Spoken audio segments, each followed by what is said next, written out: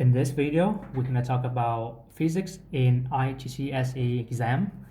And here is the motions, force, and energy that I have extracted from sciences and past papers in IGCSE exam. So we're going to go to the first question. The diagram is a speed-time graph for a moving object. What is the distance traveled by the object in 4 seconds? So here is a graph of speed and time. So the distance traveled by the object would be the area under the graph here. We can divide this shape into two smaller parts. It would be a rectangle and the other is a trapezium for easier calculation. So the area of the rectangle would be the height times the width. It would be 10 times 2, which is 20. And the area of the trapezium is the sum of the small and large bases, which is 10 plus this one is 20, and divided by 2 times the height. The height is from 2 to 4 is 2. So 2 divided by 2 is 1. We can cross it out. And the rest is 10 plus 20, which is 30. So the total area would be 20 plus 30, which is 50. So the distance traveled by the object in 4 seconds is 50 meters, or we can say the answer C. Okay, let's move to the question 29. What is the name given to the gravitational force of the Earth on an object? Mass, we have mass, the symbol is M, the power is P, the capital P, the volume is a capital V, and the weight is capital W. This is a lower, so what is the name given to the gravitational force on the Earth? We have the weight, because weight equals 10 times mass, which is the force that the Earth attracts to the object on the Earth through the gravitational force.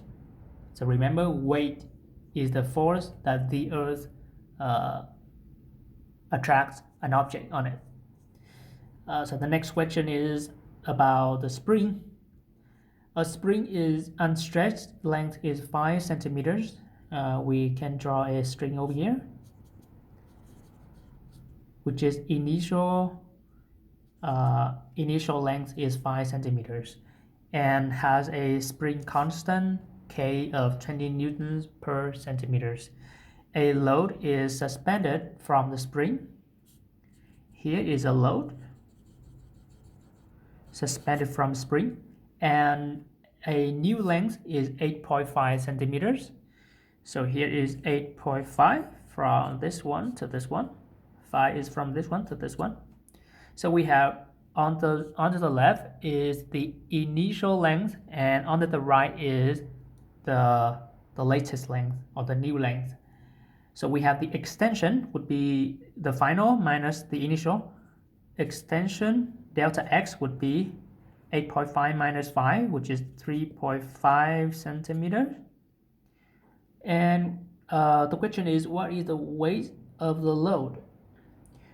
We have the force, the formula force equals K times delta x, when K is the spring constant and delta x is the extension. So we can substitute these two values into the equations, into this formula to find out what is the force.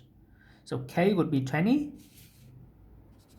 times delta x would be 3.5. 60 plus 10 is 70. So we have the force is 70 newtons, and the force would be equals to the weight of the load, because what exactly is the force? It is the gravitational force of the Earth that exert on an object on the load over here. and that is the reason why the spring is extended to a new length. Okay, let's move to another question. 31. The list contains three energy resources, P, Q, and R, where P is geothermal energy from hot rocks, Q is nuclear fission in reactors, and the last one is sunlight on solar panels. Which of these resources are renewable? So first of all, let's talk about geothermal energy from hot rocks. We can also imagine here is the Earth. On the surface, the temperature is like normal, is suitable for living. But in the inside, the temperature is very, very hot. And we can make use of this temperature to produce energy. So people would take the hot rocks or the hot water from the inside of the earth, and we can pump the water from the inside to the surface. And when the water moves from the inside to the surface, it would be transferred to the bubbles, to the steam, because the pressure on inside the surface is lower than the pressure on the surface. So the steam would be produced and it would make the turbine rotate. So these sources of energy would be unlimited because the earth is very gigantic, so the inside of the earth is also like enormous, and the resources of this kind of energy, we can say it is unlimited. So P is the correct answer. So let's talk about Q, the nuclear fission in reactors. When talk about nuclear fission, we think about the chemical element like uranium.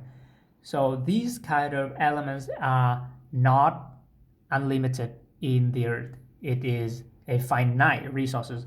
So Q is not a renewable resources. The last one is sunlight on solar panels.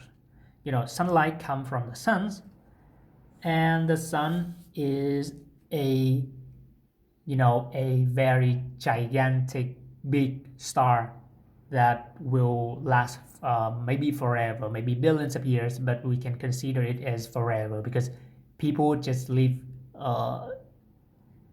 hundreds of years or maybe millions of years, but the sun, it survived billions of years, so we can consider the energy from the sun is unlimited.